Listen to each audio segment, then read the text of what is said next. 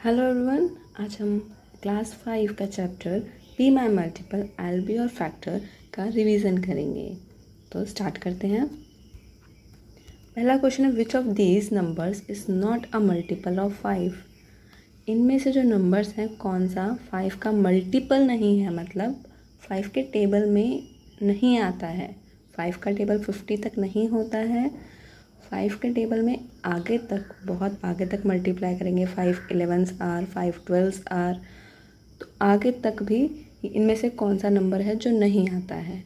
इसके लिए मैंने एक वीडियो बनाई थी, मल्टीपल्स एंड कॉमन मल्टीपल्स के, आप वो देख सकते हैं। और एक बार रिवीजन के तौर पे हम यहाँ पे करते हैं। जैसे कि मल्टीपल ऑफ 2 का हम कैसे चेक करेंगे, 2 का हम मल्टीपल कैसे चेक करेंगे। 2 के मल्टीपल के लिए पीछे वाली लास्ट डिजिट जो होती है या कोई भी नंबर है वो इवन नंबर होना चाहिए। लास्ट डिजिट यानी कि वंस प्लेस या यूनिट प्लेस जो हो 0 2 4 6 या 8 होनी चाहिए। जैसे कि मैं अगर बोलूँ 57, लास्ट डिजिट जो है 7 है, ये 2 के टेबल में नहीं आएगी।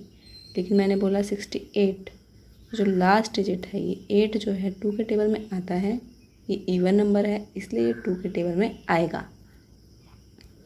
और अगर हम बात करें 3 की, 3 का हम कैसे चेक करते हैं। जैसे अगर हमने बोला 56 और हमने बोला 45, हम इसको कैसे चेक करेंगे। 56 में हम इन दोनों को 5 और 6 को प्लस करके देखेंगे। 5 एंड 6 इज़ 11। 11 जो है वो 3 से डिवाइड नहीं होता है। 11 जो है 3 के टेबल में नहीं आता है, इसका मतलब 56 भी नहीं आएगा। अब देखें हम 4 and 5, 4 plus 5 is equal to 4 plus 5 is equal to हो गया हमारा 9। और 9 जो है हमारा 3 के टेबल में आता है। 3 के टेबल में आता है, इसका मतलब है 45 भी 3 के टेबल में आएगा। ओके, अब हम बात करते हैं 5 के बारे में।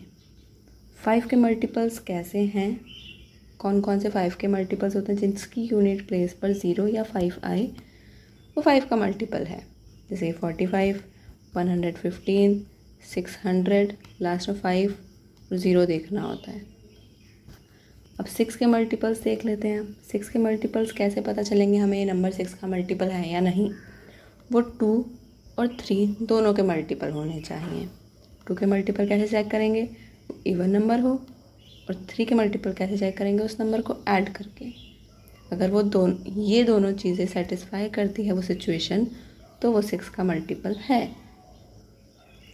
अब हम क्वेश्चन पे आते हैं वापस। विच of these is not a multiple of 5। इनमें से कौन सा 5 का मल्टीपल नहीं है। 25, लास्ट डिजिट हमारी 5 है। 90, लास्ट डिजिट हमारी 0 है, यानी कि यूनिट प्लेस जो है हमारी 0 है। 57 एंड 65, तो हमारा आंसर क्या होगा 57, बिल्कुल ठीक। Next question, smallest common multiple of 3 and 7। Multiple हमने समझ लिया, अब कॉमन मल्टीपल क्या होता है। 3 और 7 का कॉमन मल्टीपल इस तरीके से अगर आपके टीचर ने सिखाया होगा या लिखने वाले तरीके से सिखाया होगा, दोनों ही तरीके ठीक है। यहाँ पे हम 3 का टेबल और यहाँ पे हम 7 का टेबल लिखेंगे, लेकिन सबसे बड़ा नंबर इन दोनों में से 7 है, तो 3 का टेबल हमें 70 तक लिखना होगा। तो हमने यहाँ पर लिखा, हमने 3 के टेबल में हमने लिखा 3 6 9 12 15 18 21 24 27 30 33 36 39 42 45 48 51 54 57 60 63 66 69। और हम 7 का टेबल जानते ही हैं, 7 14 21 28 35 42 49 56 63 एंड 70। अब इन दोनों के टेबल में कौन सा नंबर कॉमन है। यस, 42 दोनों साइड आया और 63 हमारा दोनों साइड आया। लेकिन पूछा है क्वेश्चन में स्मॉलेस्ट। अब स्मॉलेस्ट पूछा है, स्मॉलेस्ट इनमें से कौन सा है। आंसर में वैसे भी ऑप्शन हमारा 42 ही दिया हुआ है, तो हमारा 42 ठीक है। नेक्स्ट क्वेश्चन करते हैं, विच of these is not a factor of 36। अब फैक्टर के बारे में बात हो रही है। फैक्टर्स पढ़ाते वक्त भी मैंने समझाया था 36 जो है एक हमारा नंबर है, बड़ा सा नंबर है, ये हमारे दादाजी हैं। और इनके बच्चों के नाम लिखने हैं। इसका मतलब 36 किस किस के टेबल में आता है, 36 किस किस के टेबल में आता है। 36 आता है 1 2 3 4, 5 में नहीं आता, 6 7 8 9 10 11 12 13 14 15 फिर आएगा 18 में, और देन 36। अब ये पूछा है नॉट अ फैक्टर ऑफ 36। 3 के टेबल में आता है 36, 4 के टेबल में आता है 36, 6 के टेबल में आता है 36, 5 के टेबल में नहीं आता है। इसका आंसर क्या होगा? 5 होगा। और हम एक और इजी तरीके से कर सकते थे। क्वेश्चन देखते हैं 36। अच्छा, 3 के टेबल में आएगा, आएगा क्योंकि दोनों को प्लस करेंगे। 3 + 6 = 9, 9 3 के टेबल में आता है तो 36 भी आएगा। 4 के टेबल में 36 वैसे ही आता है, 4 9s are 36। 6 के टेबल में भी आता है 36, 6 6 are 36। और 5 के टेबल में नहीं आता क्योंकि लास्ट में 5 या 0 नहीं है, वो 36 है। Next question, common factors of 12 and 24 are. अब फैक्टर्स की बात हो रही है, इसका मतलब यहाँ पर हम 12 के फैक्टर्स लिखेंगे, 12 किस किस के टेबल में आता है, और 24 का फैक्टर्स लिखेंगे, 24 किस किस के टेबल में आता है। जैसे कि 12 आया 1 2 3 4 6 एंड 12, 24 आया 1 2 3 4 6 8 12 एंड 24। अब इन दोनों में कॉमन क्या है? 1 2 3 1 2 3 4 6 4 6 12 12। तो ये जो सारे नंबर्स हैं ये हमारे कॉमन हैं।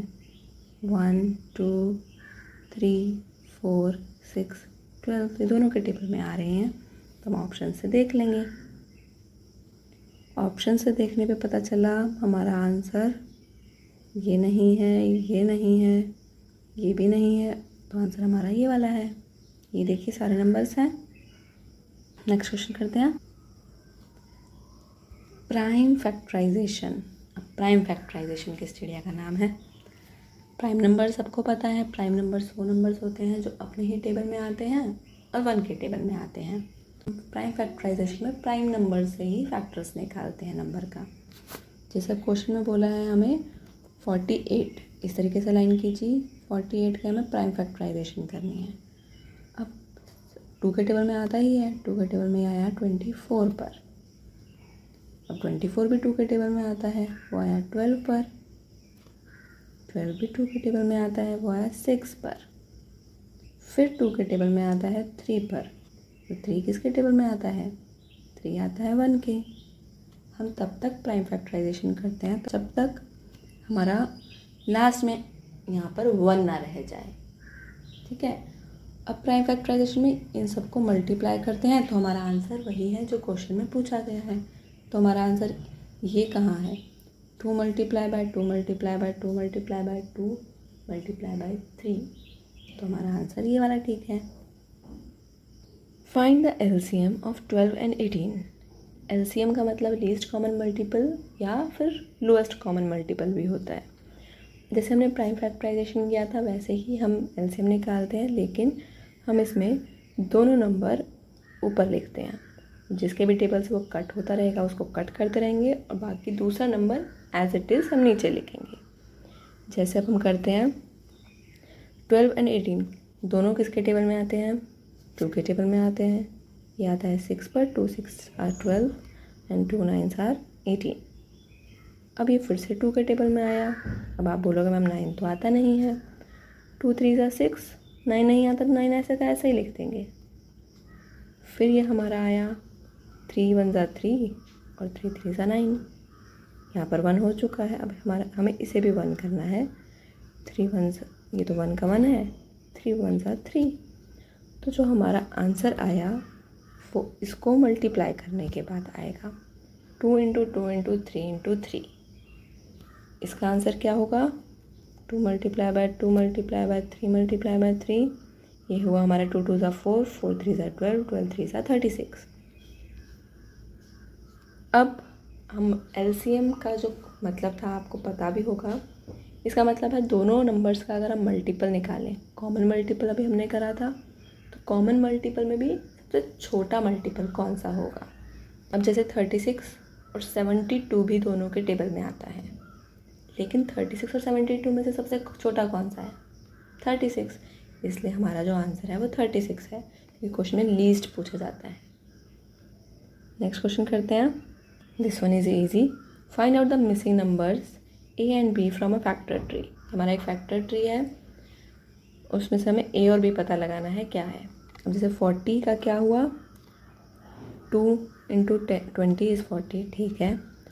अब इस 20 को हमने ए और 10 में कट करा, एक नंबर है और यहाँ पे 10 है, 10 के टेबल में 20 कितने पर आता है, 2 पर।